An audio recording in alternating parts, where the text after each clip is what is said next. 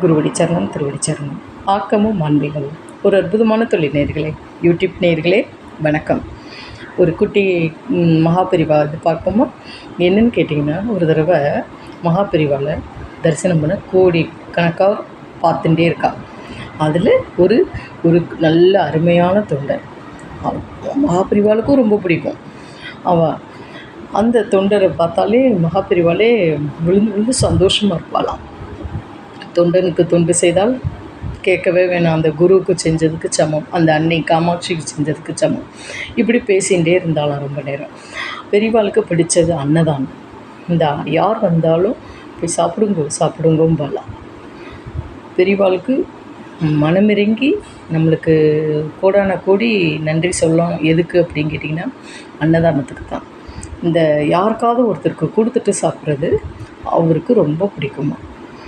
அப்போ இப்படியே பேசிகிட்டே இருந்தாலும் பேசிகிட்டே இருக்கிறப்ப ஒரு பெரிய தொழிலதிபர் வந்திருக்கார்.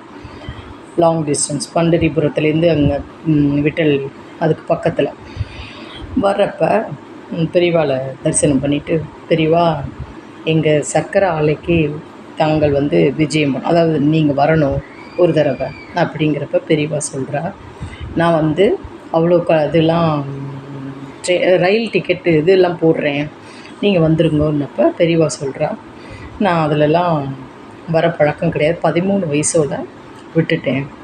ஒரு தடவை பிரயாணம் பண்ணிகிட்டு இருக்கிறப்ப விபத்து வந்ததுனால அந்த ஊர் மக்கள்லாம் ரொம்ப அல்லல் பட்டாளா. அது எனக்கு இதுவாக இருந்தது. அதுலேருந்து ஒரு ஏதாவது ஒன்று விடணும்ல, இதை விட்டுட்டேன். அதனால் நான் வரதில்லை. எதாக இருந்தாலும் பாதையாக இதுதான், பல்லக்கு தான் அப்படின்ட்டு சொல்கிறேன்.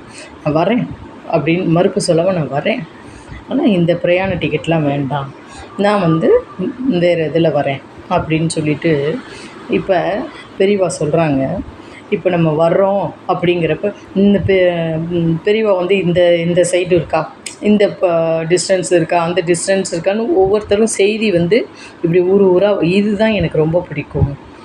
உண்மை நேயர்களே, இப்போ மதுரை சித்திரை திருநாளப்போ நாங்கள் பெருமாளை பார்க்க வந்துட்டே இருப்போம்.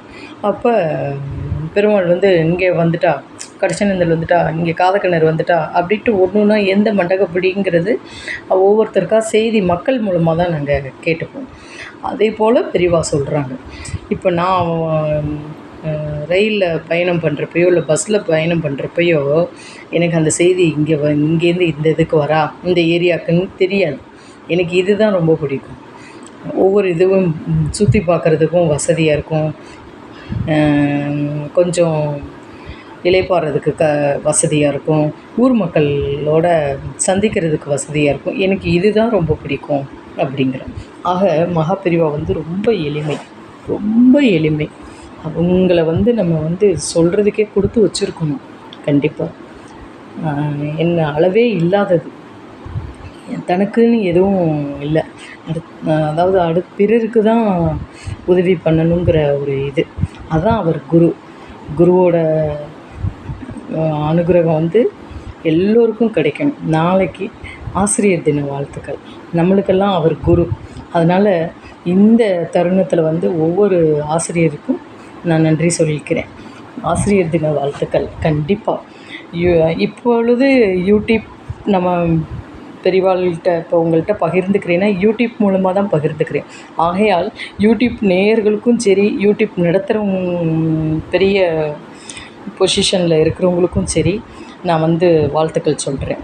கண்டிப்பாக. நமஸ்காரம்.